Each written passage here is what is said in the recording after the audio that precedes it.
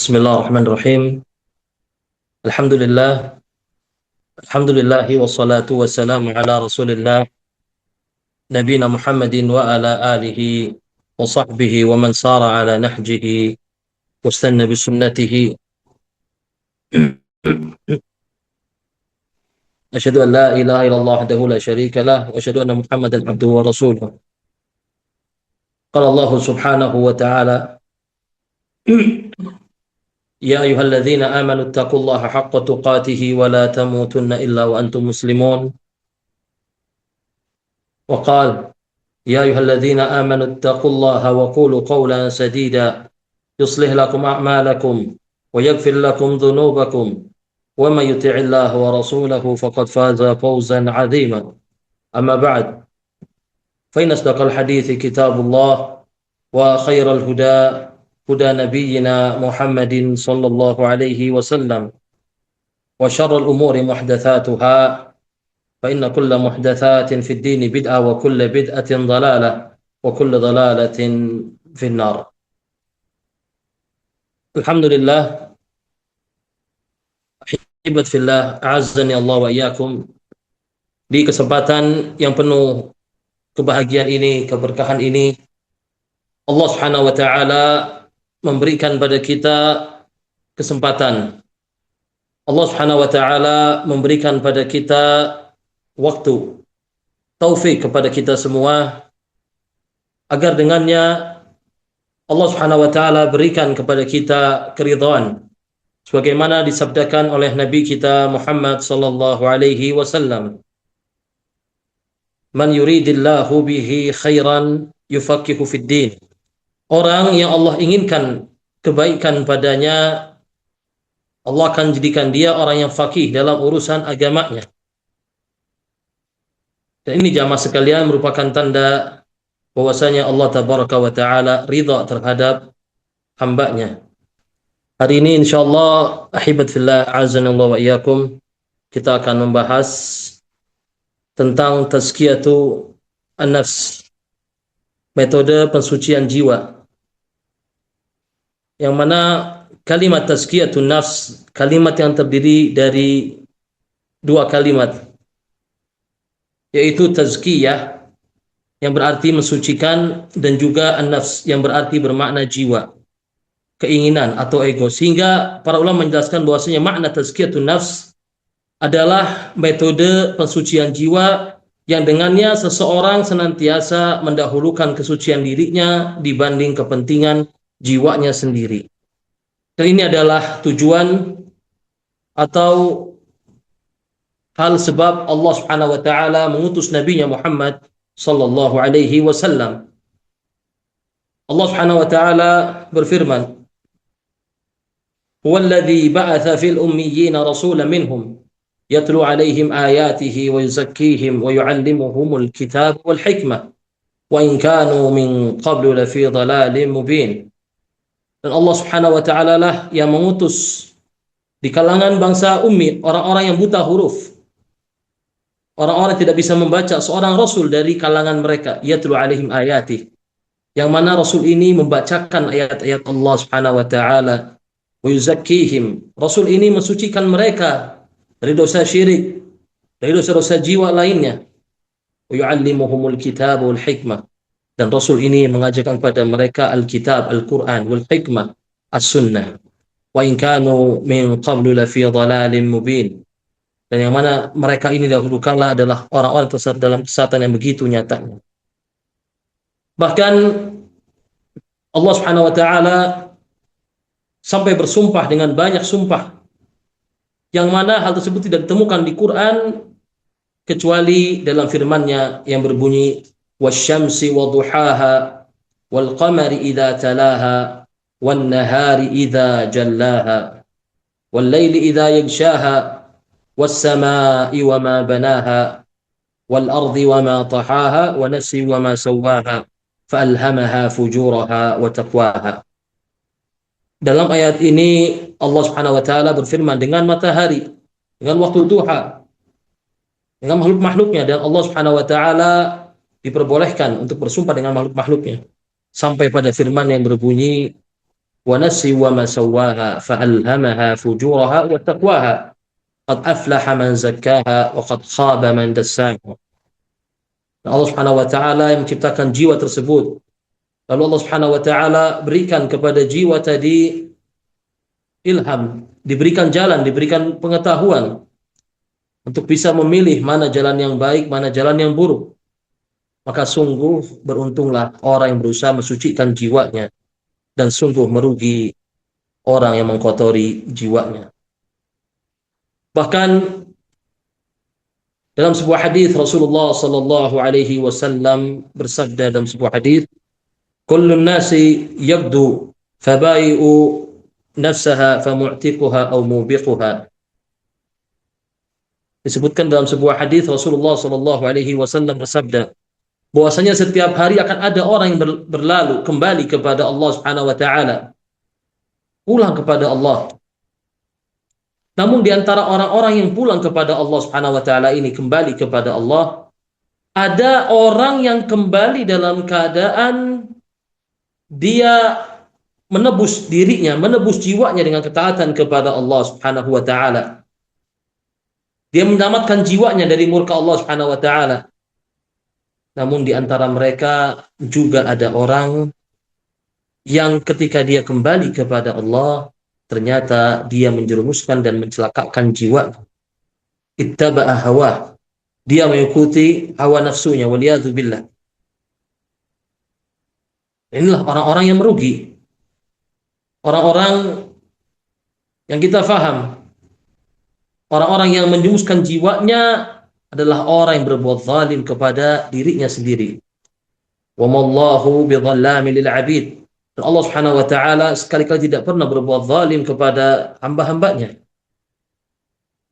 Hibat fillah, a'azzani Allah wa iyyakum, para jamaah, para hadirin yang di rumah, yang dirahmati oleh Allah Subhanahu wa taala.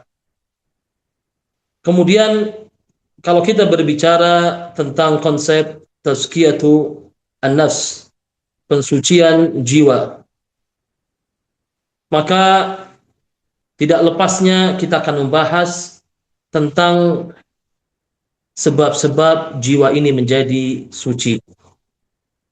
Bagaimana seseorang hamba mensucikan jiwanya, membersihkan jiwanya dari murka Allah Subhanahu wa taala. Dan kita masuk pada sebuah pembahasan di antara metode seseorang mensucikan jiwanya, yaitu adalah metode al-ikhlas.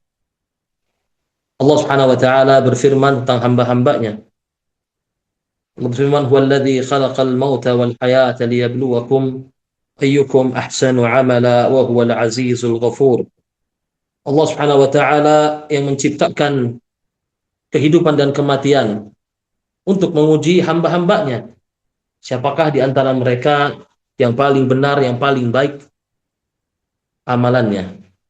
Dan para ulama menyebutkan bahwasanya makna ahsan amala adalah amalan yang paling ikhlas lillahi subhanahu wa ta'ala, yang ditujukan untuk Allah subhanahu wa ta'ala, dan juga amalan tersebut tidak hanya untuk Allah, namun juga sesuai dengan yang dikehendaki oleh Allah subhanahu wa ta'ala melalui petunjuk atau contoh dari Rasulnya Muhammad sallallahu alaihi wasallam. Al-ikhlas, ulama menjelaskan makna al-ikhlas huwa tajridu qasdi taqarrub ila Allah azza wa jalla an jami'i syawaib. Ikhlas adalah seorang hamba menunjukkan dirinya untuk mendekatkan diri kepada Allah Subhanahu wa taala dengan cara membersihkan jalan-jalan tersebut dari berbagai macam penghalang agar dia sampai kepada Allah Subhanahu wa taala. Dan juga disebutkan bahwasanya al-ikhlas ifradullah Subhanahu wa taala azza wa jalla bil qasdi fi ta'at. Itu seorang hamba mengesahkan Allah Subhanahu wa taala dalam ketaatan kepada Allah Subhanahu wa taala.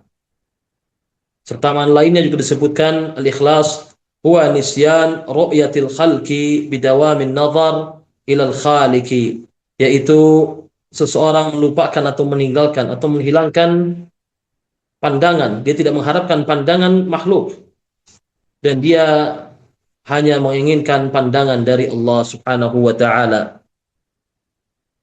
Dan ikhlas ini jamaah sekalian adalah salah satu syarat, salah satu sebab amalan seorang hamba diterima oleh Allah Subhanahu wa taala, sebagaimana Allah Subhanahu wa taala firmankan, "Wa ma umiru illa liya'budullaha mukhlishina lahud-din, hunafa'a wa yuqimus shalah wa yu'tuz zakata wa dzalika dinul qayyimah."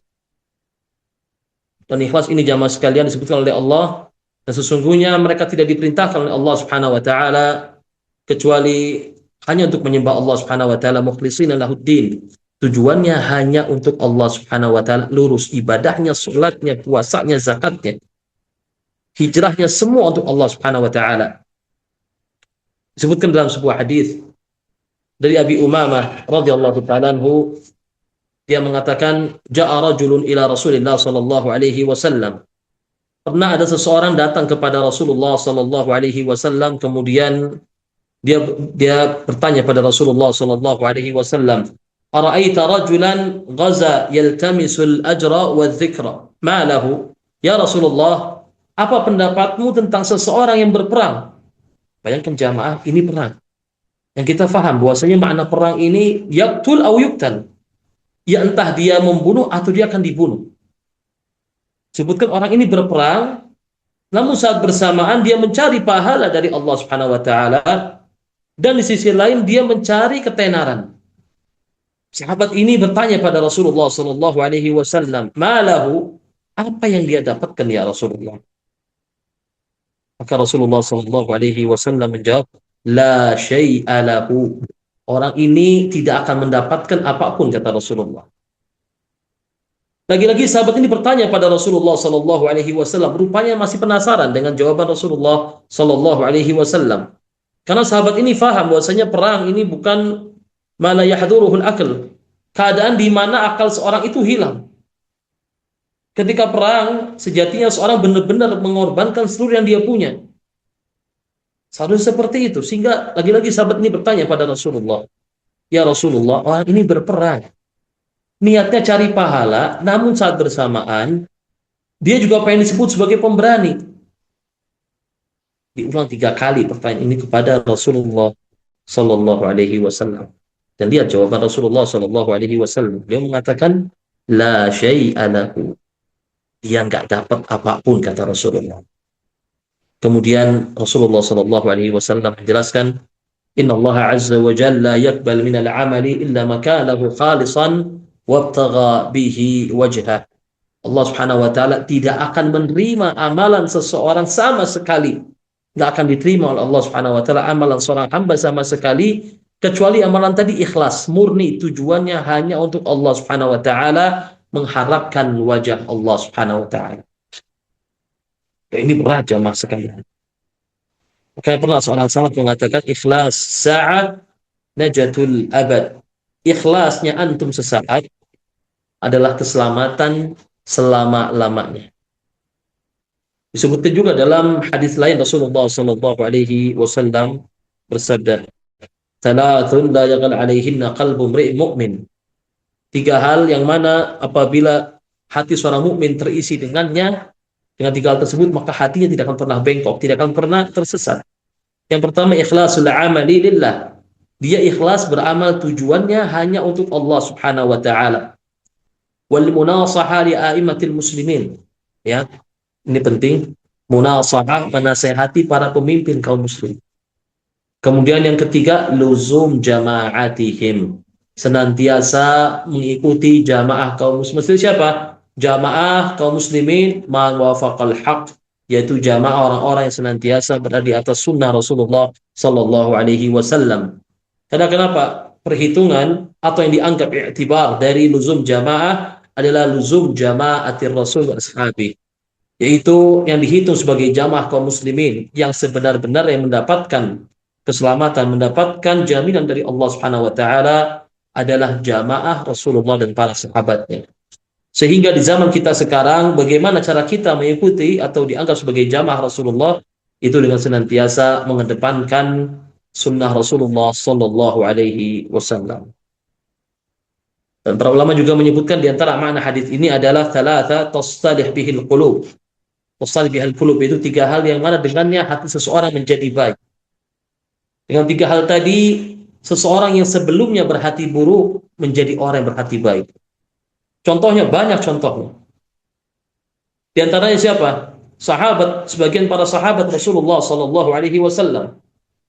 Kalau kita membaca sirah mereka, sejarah mereka, ridwanullah alim ajma'in, bagaimana mereka yang sebelumnya adalah orang yang disebutkan oleh Allah, walladzi ba'atsa fil ummiyina rasulan minhum.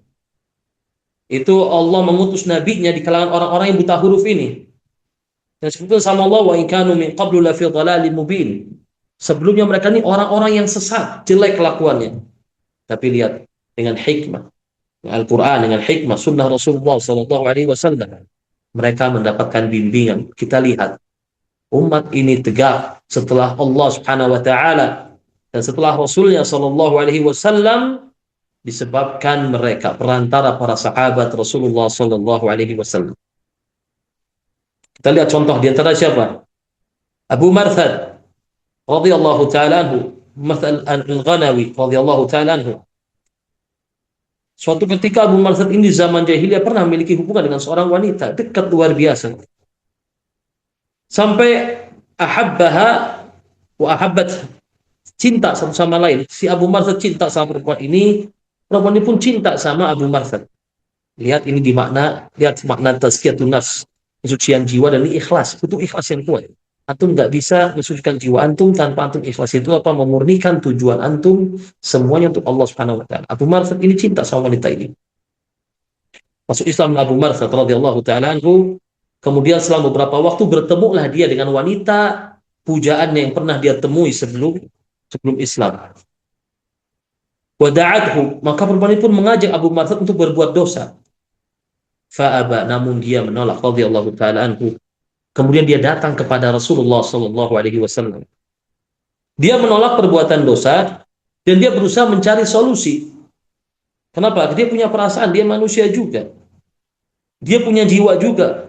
Abu Marthad orang yang punya jiwa. Dia datang ke Rasulullah Sallallahu Alaihi Wasallam dan dia meminta izin pada Rasulullah Sallallahu Alaihi Wasallam untuk mengawini wanita tadi. Namun Rasulullah Sallallahu Alaihi Wasallam pun terdiam. Yang perlu difahami, wanita ini adalah wanita yang biasa menjajakkan dirinya. Di awalnya Rasulullah Sallallahu Alaihi Wasallam diam. Kemudian Rasulullah Sallallahu Alaihi Wasallam dapat wahyu dari Allah Subhanahu Wa Taala yang berbunyi bahwasanya tidak pantas bagi seorang pezina kecuali dinikahi oleh seorang pezina juga. Wazaniyatu la yankihuha illa zanin aw musyrik. Zina, pelacur, ya'dzubillah la samahallah, tidak dinikahi kecuali oleh orang yang sama dengan.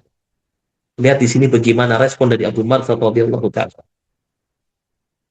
Dia benar-benar istislam, pasrah, tunduk kepada ketentuan Allah dan Rasulnya Sallallahu Alaihi Wasallam. Ini berat jam sekalian. Namun inilah hakikat dari ikhlas. Antum menjadikan Allah sebagai tujuan. Antum menghilangkan segala halangan dari belakang. Makanya Allah firmankan di Quran, "Fala wa rabbika la yu'minun hatta yuhakkimuka fima syajara bainahum." Demi Allah nggak beriman, demi Tuhan Muhammad mereka nggak beriman sampai mereka menjadikanmu wahai Muhammad sebagai hakim yang menengahi urusan mereka. Kemudian juga firman Allah Subhanahu wa taala, "Wa ma kana lil mu'mini wa la mu'minah idza qadallahu wa rasuluhu amra." Tak pantas bagi seorang mukmin atau mukminah ketika Allah dan Rasulullah telah menetapkan suatu perkara syariat, kemudian mereka mencari-cari celah, mencari-cari jalan. Maka barang siapa durhaka kepada dan Rasulnya, sungguh dia telah sesat dengan sesat yang begitu jauh. Ini contoh sahabat Rasulullah Sallallahu Alaihi Wasallam. Makanya Salman Al-Farisi pernah mengatakan, "Man kana minkum mustannan aw muta'assiyan falyata'assa bi ashab Muhammadin sallallahu alaihi wasallam." Yang mau ikut, yang mau niru orang, tirulah sahabat Rasulullah sallallahu alaihi wasallam. Kenapa? Karena mereka orang yang paling bersih hatinya, paling baik hatinya, paling suci jiwa. Orang yang tidak pernah membatalkan diri dalam beribadah kepada Allah Subhanahu wa taala. Ini contoh tadi Abu Marthad. Kasih contoh kedua, kisah dari sahabat Rasulullah Sallallahu Alaihi Wasallam sekaligus putra dari musuh besar Rasulullah, yaitu putra dari Abu Jahal yang bernama Ikrimah radhiyallahu taala anhu. Ikrimah ini jamaah sekalian adalah orang yang sama dengan ayahnya. Hidupnya dihabiskan untuk memusuhi Rasulullah sallallahu alaihi wasallam. Sampai suatu ketika Rasulullah sallallahu alaihi wasallam membebaskan kota Mekah dan Ikrimah pun takut atas nyawanya. Dia mengkhawatirkan keselamatannya. Kenapa dia khawatir? Padahal dia tahu Rasulullah ada orang yang pemurah, pemaaf. Karena dia tahu kejahatannya selama itu, selama hidupnya di zaman jahiliyah telah melampaui batas. Dari pengkhianatan, penipuan terhadap kaum muslimin, penyiksaan yang begitu kejam. Hingga dia pun sadar, dia sudah tahu dirinya. Dia tahu kadar dirinya, tahu kadar kesalahannya, dan dia pun takut. Dia berangkat ke Jeddah waktu itu, mau kabur ke Yaman, naik kapal laut. Sampai dia tempuh perjalanan laut demi apa? Demi menyelamatkan dirinya supaya tidak dihadang orang dengan perjalanan darat. Sampai singkat cerita istrinya Ikrimah ini meminta perlindungan, meminta jaminan kepada Rasulullah Sallallahu Alaihi Wasallam, dan Rasulullah Sallallahu Alaihi Wasallam pun berikan jaminan bagi Ikrimah. Singkat cerita Ikrimah pun kembali ke kota Mekah dan dia masuk Islam. Dan kita perlu pahami jamaah sekalian, Ikrimah masuk Islam karena apa? Karena takut dia mati. Ulama mengatakan hikmah yang luar biasa, pelajaran yang begitu penting. Makanya kita juga sebagai orang yang telah diberikan hidayah oleh Allah, jangan pernah meremehkan orang yang masih terjerumus dalam kubangan dosa atau orang yang baru berhijrah. Allah jamaah sekalian bisa jadi seiring berjalannya waktu dia akan berubah menjadi pribadi yang bahkan mungkin lebih daripada kita semua. Contohnya Ikrimah masuk Islam karena takut mati, takut khawatir atas nyawanya. Namun lihat bagaimana dia kembali kepada Allah Subhanahu wa taala, bagaimana dia meninggal. Di awalnya Islam takut mati, namun akhirnya mati demi Islam. Syahid, meninggal demi Islam radhiyallahu taala anhu. Sebutkan dalam perang Yarmuk, ketika kaum muslimin mengalami kesulitan untuk memasuki benteng-benteng Romawi waktu itu, untuk masuki barisan Romawi. Sebutkan waktu jumlah kaum muslimin sekitar 30 ribuan. Dan Romawi disebutkan 200 ribu sampai 500 ribu orang pasukan. Dengan formasi yang begitu rapatnya tidak bisa ditembus oleh kaum muslimin. Hingga Ikrimah pun akhirnya mengangkat pedangnya dan dia berteriak di tengah jihad tadi. Dia mengatakan, "Man yubayyi'ni 'alal maut," siapa yang siap mati bersama saya demi menjadi martir bagi kaum muslimin. Singkatnya Ikrimah pun meninggal syahid dalam peperangan tersebut. Lihat, kejadian masuk Islam dia baru 4 tahun, tapi dalam waktu 4 tahun dia berubah menjadi karakter yang lain. Karakter yang sebelumnya takut mati hingga masuk Islam, namun diakhiri dengan mati demi Islam. Dan ini lain enggak bukan disebabkan bagaimana dia berusaha ikhlas dan juga dia mensucikan jiwa. Hingga semua kepentingan dirinya yang sebelumnya dilindungi jiwanya, dia korbankan untuk Allah Subhanahu wa ta'ala. Dan kita juga paham ya, zakat disebut zakat kenapa? Karena mensucikan harta yang kita punya. Dan harta adalah suatu hal yang disukai sama orang. Tuhibbunal mala hubban jamma. Kalian suka harta dengan kecintaan yang luar biasa. Tapi apa? Disuruh mengeluarkan zakatnya. Hibat fillah, a'azani Allah wa iyyakum. Disebutkan bahwasanya Muhammad Ibnul Munkadir dan juga beberapa salaf lainnya mengatakan ketika di akhir hayatnya, disebutkan ketika akhir hayat mereka sempat khawatir, ketakutan. Dan mereka mengatakan celakalah orang-orang yang selama hidupnya tidak ikhlas untuk Allah Subhanahu wa ta'ala. Kemudian mereka membaca firman Allah Subhanahu wa ta'ala, wa badalahum minallahi ma lam yakunu yahtasibun wa badalahum sayyi'atu ma kasabu. Dan hari kiamat nanti akan ditampakkan oleh Allah bagi mereka semua selama ini amalan mereka untuk apa? Ma lam yakunu yahtasibun. Amalan yang selama ini mereka tidak sangka-sangka. Yang ketika di dunia mereka menyangka ini untuk Allah Subhanahu wa taala, namun ternyata di akhirat amalan tadi tidak bernilai untuk Allah Subhanahu wa taala. Kemudian beliau pun menangis dan dia mengatakan, celakalah orang yang selama hidupnya tidak ikhlas untuk Allah Subhanahu wa taala.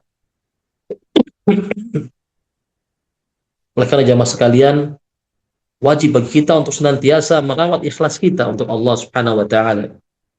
Untuk hilangkan segala macam muatan-muatan pandangan-pandangan orang. Hilangkan ibadah pokoknya untuk Allah. Gak peduli orang sama kita baik atau buruk. Karena kenapa? Yang kita cari adalah pandangannya Allah Subhanahu wa taala, bukan mukafaah. Bukan kita beramal sama orang mukafaatan, yaitu seperti cermin. Ya baik sama saya baik lagi. Antum kalau ibadah, mau sedekah, tujuannya semuanya untuk Allah Subhanahu wa taala.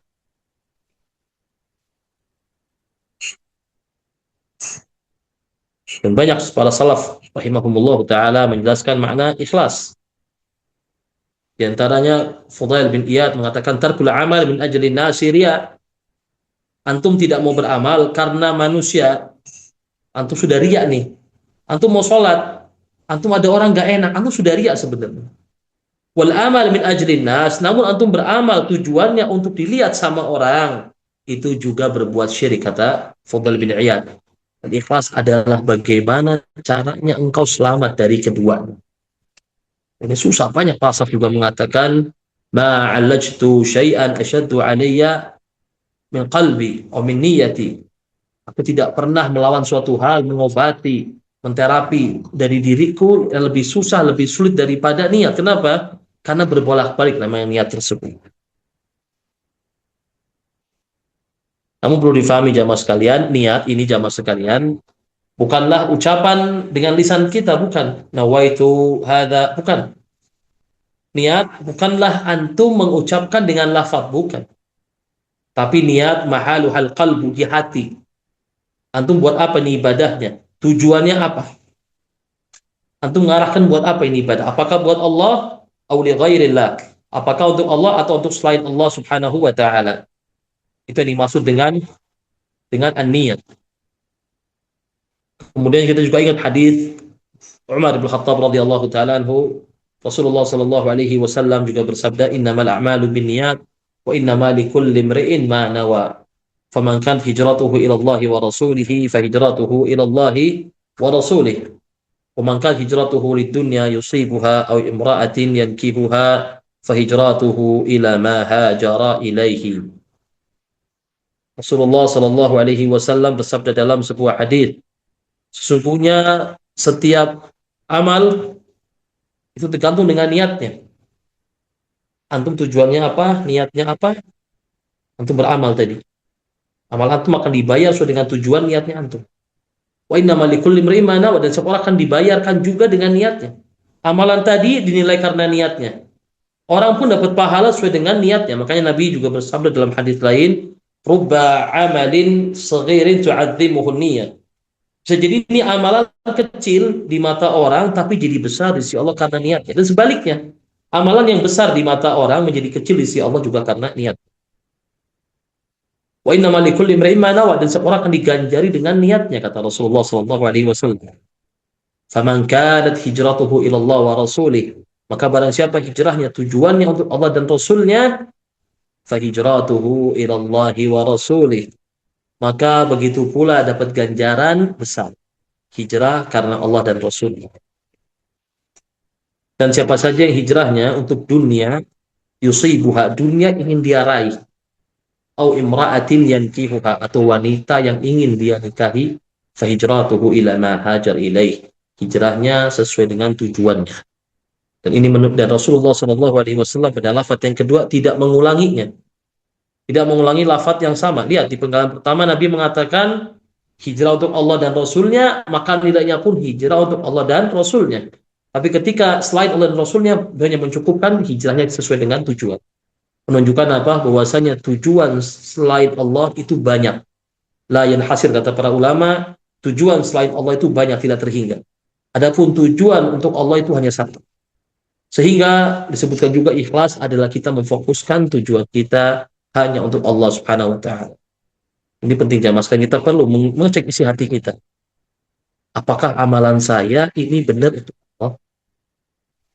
Apakah benar-benar saya ini sudah beramal untuk Allah Subhanahu wa taala atau masih ada tujuan-tujuan yang lain?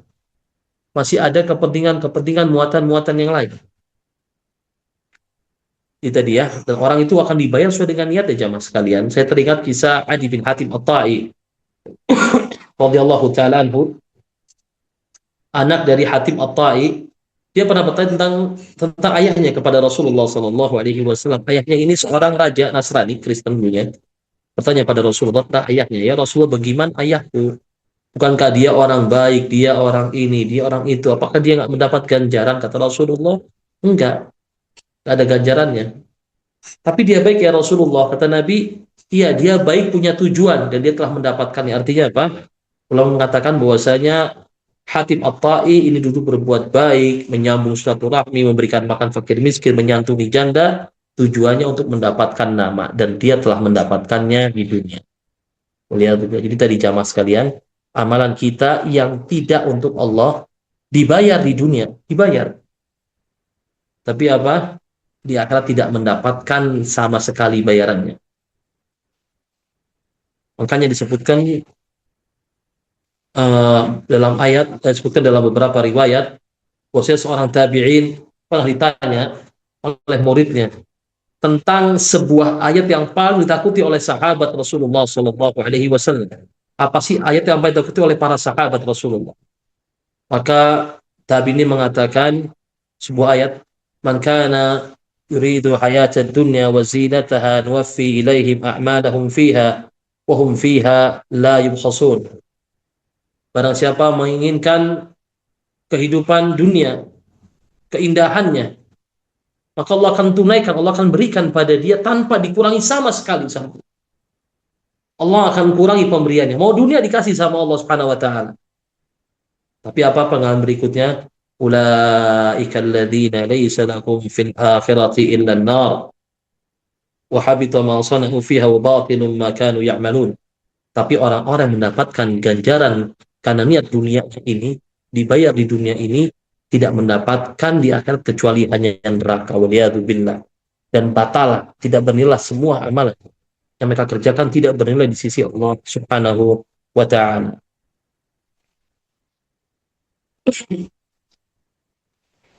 Suara saya kedengeran? Ya, Alhamdulillah, Ustaz. Alhamdulillah jelas ya. Ya, Alhamdulillah. Kemudian kita masuk kepada berikutnya ya. Penggalan berikutnya yaitu tentang pentingnya mutaba'at Rasul Sallallahu Alaihi Wasallam selain ikhlas. Disebutkan bahwasanya di antara baiknya seseorang, kemuliaan seseorang adalah Allah Subhanahu wa taala menjadikan dia dekat dengan orang-orang yang berpegang dengan sunnah. Dekat sama orang yang berpegang dengan sunnah, dan Allah berikan taufik kepada antum untuk antum senantiasa di atas sunnah Rasulullah Sallallahu Alaihi Wasallam. Kenapa harus kita ikutin sunnah Rasulullah Sallallahu Alaihi Wasallam? Karena jelas keselamatan hanya terdapat dalam diri Rasulullah Sallallahu Alaihi Wasallam. Disebutkan dalam banyak ayat, Allah Subhanahu Wa Taala berfirman bahwasanya Rasulullah Sallallahu Alaihi Wasallam uswah. Qad kana lakum fi Rasulillahi uswatun hasanah liman kana yarjullaha wal yawmal akhir. Telah terdapat jelas dalam diri Rasulullah Sallallahu Alaihi Wasallam contoh yang luar biasa, yaitu bahwasanya Rasulnya adalah uswah, contoh yang harus diikuti bagi siapa? Orang yang benar-benar mengharapkan Allah dan juga hari akhir. Fala wa rabbik, kata Allah, demi Tuhanmu, mereka tidak beriman sampai menjadikan engkau sebagai hakim di antara mereka. Juga banyak firman, di antara juga firman Allah, in kuntum tuhibbunallah fattabi'uni yuhibbukumullah wa yaghfir lakum dzunubakum. Kalau kalian benar-benar cinta sama Allah, ikutilah aku, kata Allah, memintakan Nabi untuk menyampaikan kepada hamba-hambanya. Ikuti Rasulullah. Kalau benar cinta sama Allah, kita ngaku cinta sama Rasulullah, ikuti Rasulullah. Oleh ibadah ini mudah jamaah sekalian, Islam, syariah ini mudah. Banyak hadis yang menjelaskan mudahnya agama Islam ini. Di antaranya pertanyaan orang-orang Badui kepada Rasulullah sallallahu alaihi wasallam. Mereka baik nanya sama Rasul, ya Rasulullah, kalau saya sudah menghalalkan yang halal, mengharamkan yang haram, dan saya nggak tambah-tambahi agama, subhanallah, saya nggak nambah-nambahi. Apa kata Badui ini? Adkhul jannah, saya masuk surga nggak ya Rasulullah? Kata Rasulullah apa? Iya, kalau kamu benar masuk surga. Dan banyak juga di antara inna syar'i Islam qad takatharat alayya fadullani ala syai'in atathabbatu bih. Ya Rasul, sudah banyak syariat Islam begitu banyak, tata cara ibadah, sunnah sunni banyak, kata orang Badui. Ajari aku hal yang dasar-dasar saja, prinsip-prinsip yang wajib-wajib saja biar saya bisa pegang, itu saja. Dan banyak sekali contohnya jamaah sekalian. Hadis yang kita juga sering hafal ya. Man ahdatsa fi amrina ma laysa minhu fa huwa raddun. Orang barang siapa beramal dengan sebuah amalan yang tidak pernah kita contohkan sama sekali, nggak pernah diajarkan, maka amalan tadi tertolak. Ini penting jangan kan, mutaba'ah adalah dalil bahwasanya antum ini benar-benar berusaha mensucikan diri antum sekali. Makanya disebutkan juga oleh para ulama bahwasanya ucapan ini tidak cukup kecuali dengan amalan. Wal amal, dan amal tidak akan diterima kecuali dengan niat yang sahih. Antum ucapan harus dengan amalan antum, amalan baik. Amal ini nggak diterima kecuali dengan niat yang benar, dan niat tidak akan diterima kecuali dengan mutaba'ah Rasul sallallahu alaihi wasallam. Antum harus ikutin Rasulullah sallallahu alaihi wasallam. Pernah suatu ketika Imam Malik rahimahullah rahmatu wasi'ah, Imam Darul Hijrah, seorang imam yang pernah mengatakan kullu kalam yuqbal wa yurad illa qaul sahib hadzal qabr. Setiap ucapan bisa diterima ditolak kecuali ucapannya penghuni kubur ini. Siapa? Rasulullah sallallahu alaihi wasallam. Karena bini hakim, penengah di antara kita. Fa in tanaza'tum fi syai' farudduhu ila Allah wa Rasul. Kalau kalian bersinggungan, berselisih dalam beberapa hal, dalam suatu hal, apa kata Allah? Kembalikan pada Allah dan Rasulnya sallallahu alaihi wasallam. Imam Malik pernah ditanya oleh seseorang waktu itu tentang bagaimana hukum mengambil miqat dari masjid Nabi sallallahu alaihi wasallam. Kita faham memang ini Imam Darul Hijrah, Imam kota Madinah. Beliau ditanyakan, ya Imam, apa pendapatmu tentang orang mengambil miqat dari masjid Rasulullah sallallahu alaihi wasallam? Yang kita faham bahwasanya miqat ahli Madinah Dzul Hulaifah, sekarang namanya Bir Ali atau Abyar Ali. Apa kata beliau? La taf'al. Inni akhsha 'alaika al-fitnah. Jangan kamu kerjakan. Aku takut kamu tertimpa ujian dalam agamamu. Maka waktu itu orang itu menyangka Imam Malik dan dia mengatakan, fa ayu fitnah? Fitnah apa? Innama hiya amyal azid 'alaiha. Ini enggak lain enggak bukan, cuma beda jarak saja. Maka kalau secara logika kita ini penting ya, biar kita nggak berbuat bid'ah dalam agama, ini penting, harus mutaba'ah. Apa arti mutaba'ah? Ngikutin contoh Rasulullah. Jamaah sekalian, kita ini semuanya adalah pewaris, bukan perintis. Agama Islam itu warisan Rasulullah. Nabi ngomong, para nabi nggak ninggalkan harta dan ninggalkan emas dan juga perak, kata Rasulullah. Innama tarakul ilma, innama warathul ilma, ninggalkan ilmu. Jadi ilmu kita ini warisan. Agama ini warisan. Maka orang tuh nggak berhak untuk buat agama baru. Nggak boleh lancang menambah-nambahkan agama, tata cara ritual dan lain sebagainya. Kembali ke kisah Imam Malik tadi, orang ini pun mengatakan ini cuma berapa jarak. Dan juga memang secara logika, masjid Rasulullah Sallallahu Alaihi Wasallam lebih afdal daripada Dzul Hulaifah. Tapi agama nggak sekedar dengan begitu. Agama tentu butuh contoh. Nggak cukup hanya dengan menyebutkan dalil keutamaan Masjid Nabawi, sholat di dalamnya, nggak cukup menjadi sebuah dalil membolehkan antum untuk mengambil miqat dari situ. Karena kenapa? Khudhu anni manasikakum, kata Rasulullah, ambillah dariku cara kalian beribadah. Nggak boleh lancang seseorang.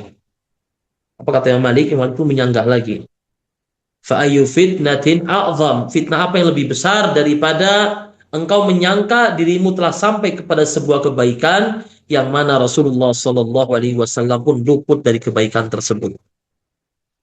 Kemudian beliau membaca firman Allah Subhanahu Wa Taala, فَلْيَحْذَرِ الَّذِينَ يُخَالِفُونَ عَنْ أَمْرِهِ أَنْ تُصِيبَهُمْ فِتْنَةٌ أَوْ يُصِيبَهُمْ عَذَابٌ أَلِيمٌ. Hati-hati kata Allah, ini firman Allah. Falyahdhar, hendaklah berhati-hati orang yang senantiasa menyelisihi perintah Rasulullah Shallallahu Alaihi Wasallam. Antusibahum fitnah, akan tertimpa ujian dalam agamanya, atau dia akan diadab dengan adab yang begitu pedih. Senada dengannya Al-Imam Ahmad Ibnu Hanbal rahimahullah rahmatu wasi'ah pernah mengatakan, ajibtu liqaumin arraful isnad wa sihhatal hadits yadhhabuna ila ra'yi Sufyan. Aku heran terhadap orang-orang yang telah belajar ilmu hadis, mempelajari sanadnya, mengetahui sahihnya. Tapi lagi-lagi ketika ditanya pendapat fulan, padahal ada hadis yang muhkam, dia sudah menguasai, sudah ngerti hadis ini. Apa kata beliau Imam Ahmad? Orang-orang seperti ini aku menganggap mereka tidak akan mendapatkan bagian di akhirat. Laisa lahum fil akhirati min khalaq wa min nasib. Enggak akan mendapatkan balasan di akhirat. Kenapa? Mereka ini menyisihi Rasulullah. Harusnya kita bersaksi wa asyhadu anna Muhammadar Rasulullah. Saya bersaksi Muhammad utusan Allah adalah apa? Ta'atu fima amar, taat sama perintah Nabi. Ya, wa tasdiqu fima akhbar, membenarkan segala yang Nabi sampaikan. Wajtinabu mana anhu wa zajar, menjauhi segala macam larangan Rasulullah. Taat, jauhi larangan, membenarkan semua kabar dari Rasulullah. Dan yang paling penting apa? Wa alla yu'bad Allah illa bima syara'. Dan juga ibadah harus ikutin tata caranya Rasulullah sallallahu alaihi wasallam. Maka konsekuensi antum wa asyhadu anna Muhammadar Rasulullah, antum harus mengedepankan wahyu, mengedepankan Al-Qur'an dan sunnah Rasulullah sallallahu alaihi wasallam. Bukan kata alan fulan, bukan. Dan beliau pun baca firman Allah tadi, falyahdharil ladzina yukhalifun amri an tusibahum fitnah. Hendaklah berhati-hati orang senantiasa mengisi perintah Rasulullah sallallahu alaihi wasallam, mereka akan terkena fitnah, ujian. Lalu beliau mengartikan ujian tadi dengan kalimat al-fitnatu az-zayg. Al-fitnah, ujian ini adalah az-zayg, yaitu kebengkokan kepada sebuah kebinasaan, kepada sebuah kesesatan. La'allahu idza radda ba'da qaulin Nabi sallallahu alaihi wasallam ay yaqa'a fi qalbihi min az-zayg fayahlik. Itu orang-orang yang senantiasa ngeyel, selalu mengedepankan ucapan Rasulullah, nanti hatinya lama-lama bengkok hingga akhirnya apa, cenderung kepada kesesatan, hingga akhirnya pun dia menjadi orang-orang yang tersesat. Sebagaimana Allah firmankan, falamma zagu azaghallahu qulubahum. Dan ketika orang sudah mulai untuk bengkok dirinya, menjerumuskan dirinya sendiri kepada kesesatan, bagaimana Allah firmankan tadi, waqad khaba man dassaha. Dan sungguh setelah merugi orang yang mengkotori jiwanya.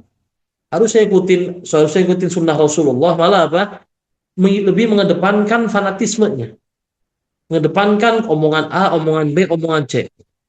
Yang padahal dia yakin omongan Nabi ini telah sampai pada tingkatan ilmu bagi dirinya. Artinya apa? Dia nggak tahu ada pendapat lain yang didasari oleh sumber, oleh dalil. Dan dia hanya tahu pokoknya, contoh misalnya gini, ada dua pendapat. Yang satu dia bingung, ada dalilnya atau enggak ya. Ini omongan ulama. Yang satu ada omongan ulama, ada dalilnya. Dia sudah cari-cari dan dia nggak mampu, ternyata dia hanya tahu yang pakai dalil cuma ulama ini dalam pendapat masalah ini. Ya sudah, ikuti pendapat ini, bukan cari-cari ini dengan alasan saya ikuti fulan, saya ikut madrasah fulan. Ini salah. Hanya belum mengatakan Imam Ahmad tadi, orang seperti ini karena keseringannya menolak ucapan Rasulullah, membelakangi ucapan Rasulullah, maka hatinya bengkok hingga dia akan menjadi orang-orang yang binasa. Waliyadu billah. Subhanallah min dzalik. Nah, kita azan sebentar lagi ya. Di sini ada azan, Ustaz. Sudah azan ya? Iya. Baik. Mau pertanyaan atau bagaimana? Sepertinya waktunya tidak memungkinkan untuk pertanyaan. Mungkin untuk pertemuan pada malam hari ini kita cukupkan, Ustaz. Karena Kalau satu boleh Pak Yudi, ini ada yang nanya ini di. Oh ya, baik. Satu boleh. Baik, tafadhol. Baik. Nah, anak baca dulu. Assalamualaikum. Assalamualaikum Ustaz. Jika ibadah dituntut harus ikhlas, lalu bagaimana jika kita mengharapkan pahala Karena rata-rata orang beribadah mencari pahala. Bukankah kalau beribadah harus ikhlas dan tulus karena Allah Subhanahu wa taala? Mohon penjelasannya Ustaz. Syukran. Baik. Barakallahu fiik, Muhammad Fatir. Semoga Allah berikan antum kemuliaan, mempanjangkan umur antum, disehatkan oleh Allah Subhanahu wa taala. Allah mudahkan antum untuk mengerti agama Islam. Nah, yang pertama, bahwasanya mencari pahala tidak bertentangan dengan ibadah untuk Allah Subhanahu wa taala. Karena kita pahami Rasulullah Shallallahu alaihi wasallam bersabda bahwasanya tidak ada seorang pun masuk surga dengan amalannya. Qalu wala anta ya Rasulullah. Sahabat bertanya pada Nabi, termasuk engkau wahai Rasulullah? Kata Nabi, iya termasuk saya. Surga bukan karena amalan tapi karena rahmat Allah. Dan di antara rahmat atau di antara sebab-sebab orang mendapatkan rahmat Allah adalah bikasratit ta'at, berbanyak ketaatan. Wa may yu'azzim sya'airallah fa innaha min taqwal qulub. Dan barang siapa memuliakan syiar-syiar, tanda-tanda Allah, itu menghormati ibadah, menjalankan ibadah, termasuk bagian dari ketakwaan. Dan tadi, jadi pahala itu tidak bertentangan dengan konsep ibadah untuk Allah Subhanahu wa taala. Sebagai contoh begini, permisalan antum mau ketemu orang yang antum muliakan, orang yang penting. Tapi antum nggak mungkin ketemu dengan tangan kosong, betul? Maka antum mengumpulkan uang, nabung uang, untuk bisa memberikan hadiah kepada orang yang antum ingin temui tadi. Begitu pula konsep seorang hamba mencari pahala. Pahala ini murah, nilainya murah, tidak ada tidak berbanding lurus dengan yang Allah berikan sama kita. Tapi tadi ini seperti sebuah pancingan. Antum mengumpulkan dikit-dikit, lalu antum beramal karena Allah Subhanahu wa taala untuk apa? Dapat pahala. Dan pahala ini adalah pancingan.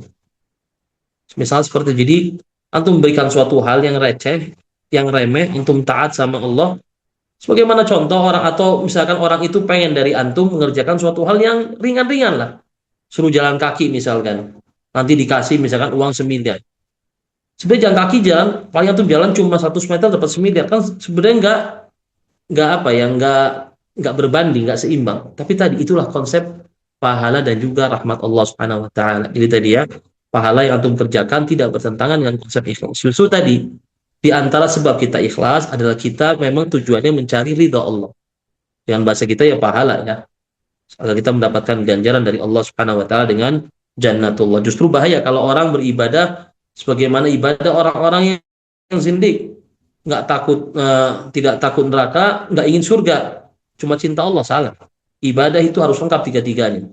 Rukunnya lengkap, itu antum takut, juga berharap sama Allah, juga cinta sama Allah. Antum takut dari nerakanya Allah, berharap surganya Allah. Karena apa? Karena antum cinta sama Allah Subhanahu wa taala. Wallahu a'lamu bissawab. Nah, Ya, alhamdulillah kita sudah di penghujung sesi untuk penutup Ustadz. Ya, karena sudah waktu Isya. Jazakallah khairan Ustadz atas waktunya. Ya, alhamdulillah kajian online dapat terselenggara dengan izin Allah Subhanahu wa taala. Kita tutup Ustadz ya dengan doa kafaratul majelis. Subhanakallahumma wa bihamdika asyhadu an la ilaha illa anta astaghfiruka wa atubu ilaik. Wassalamualaikum warahmatullahi wabarakatuh. Barakallahu fikum kepada semuanya.